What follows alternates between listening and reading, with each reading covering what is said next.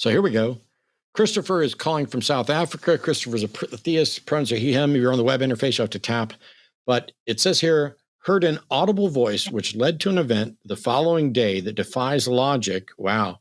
And I would like Matt's opinion as I'm also in search of the truth. Christopher, what happened and how does it defy logic? Matt, Owen, how are you? Doing well. Good. So what happened, this happened many years ago. Yeah, to be exact, 2005, right? So Okay. what happened was I was in my room and sleeping, obviously. And a voice woke me up, an audible voice. And this voice didn't say that it's a god or anything. It just simply said, I want you to pray for a place. We were moving into a different location, a different house. So we had moved all our stuff in the house, and we'd got some people to come install a cable system to watch satellite TV. So the following day we were going to move in. I didn't think anything of it, but this voice just told me, just pray for the place that you're moving into. That's all it said, and it was audible, like I'm speaking to you now. So, and if that was the only thing that happened, I would have left it there, right? Right. But I live in a country where crime is rife, and the police are corrupt because they don't get paid a lot. So and it will make sense in a minute.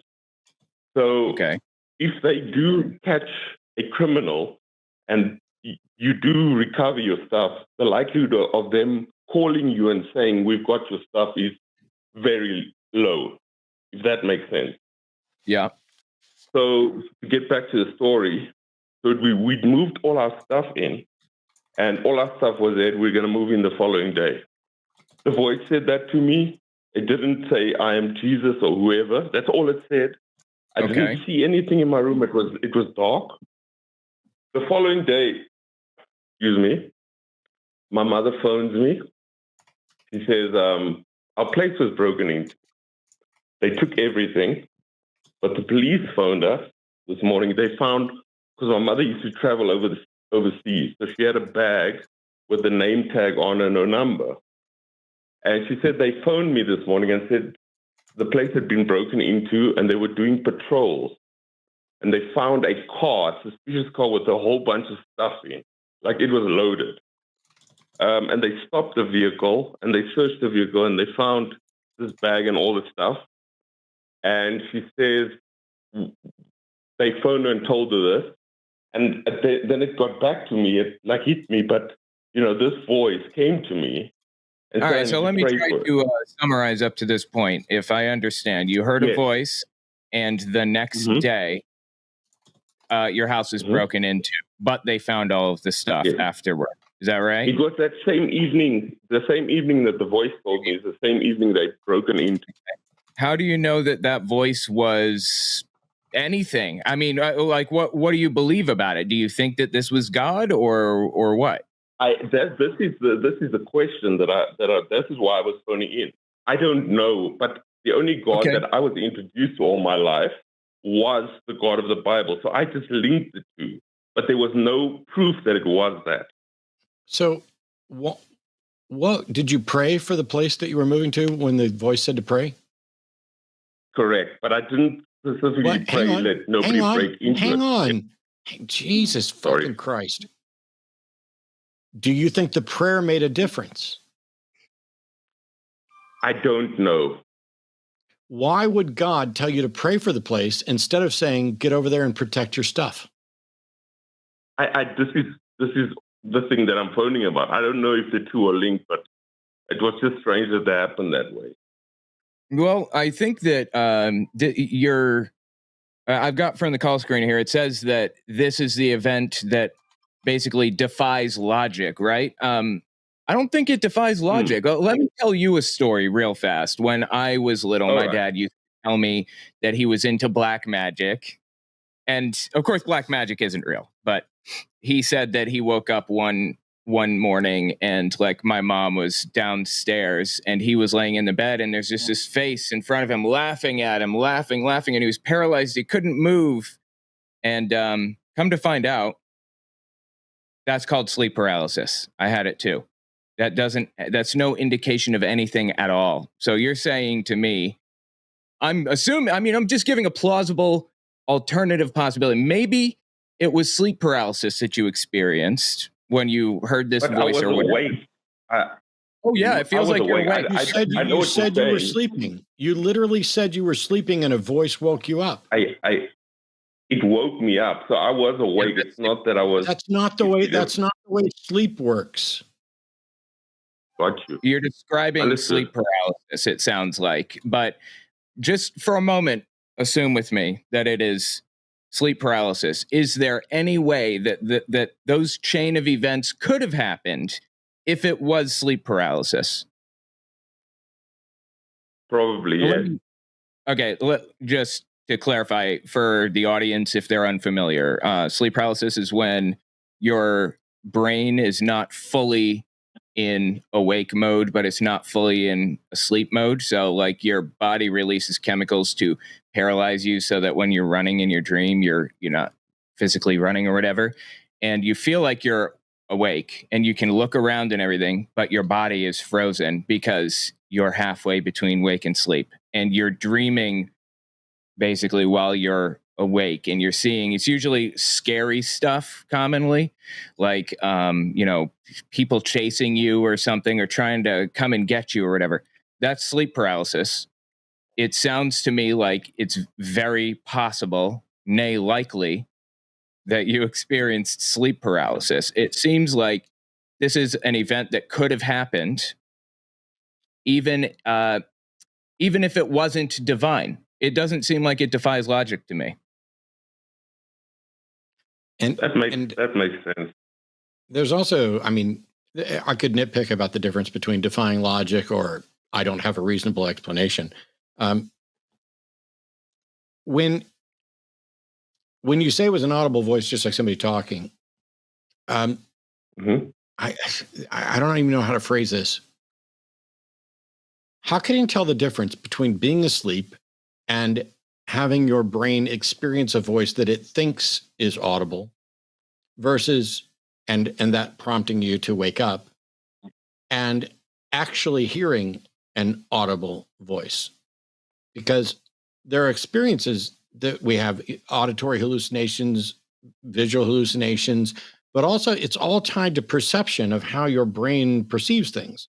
And so when you're like, oh, I heard an audible voice, I get that there's a difference between like my internal dialogue and hearing my voice. But when I'm in a sleep state, whether it's sleep paralysis or whether there's a dream, or, like how many times have we seen, in movies, the person who wakes up from the dream only to wake up from waking up from the dream type of thing. And that exists because we have this common experience of a sort of hazy state surrounding sleep, both when you first wake up or whatever wakes you up, et cetera. So I don't know how to tell the difference between something actually spoke to you and you think something actually spoke to you. But the questions that I ask are there because it would need to make sense. So you're about to get your stuff stolen. And God knows, let's just assume it's God. God knows you're going to get your stuff stolen. Somebody said I'm not advertising my mug. So here's my mug. God knows you're going to get your stuff stolen. And so you're asleep. And God decides that unlike everybody else who gets their stuff stolen and everybody else who, has been burglarized, he needs to get you a message. And so he says, I want you to pray for the house that you're moving into. Is it more likely that there's any being that wanted to give you that message?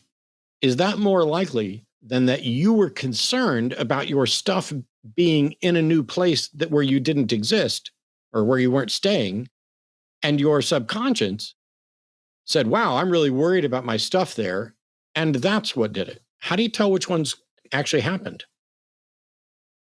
You see, I didn't think about it in that way, Matt. Hence, speaking to you might make me question these things instead of me looking at it a one-sided dimension.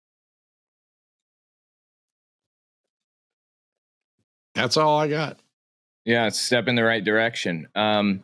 People commonly, in my experience, believe a lot of these things because they were raised to believe them, and they just feel it's true, and they fabricate meanings around it and reasons and explanations and everything. They start with a belief and they work backward from there. And identifying the beliefs, I do this. I do this with all kinds of stuff. Identifying when you are doing that, not the royal you, but you, the plural you, identifying when people do that is really, really important. It's important to kind of examine every part of your life, to make sure you're not doing that, working backward from the conclusion. Yeah, I just didn't want to fall into a hole where I think I'm right and I'm not without questioning it. I'd rather question and be wrong and see, okay, well, maybe I've been looking at this from a different perspective and I'm wrong. I'd rather admit that than fall into the hole of I'm right and everybody else is wrong. Right. Yeah, that makes sense.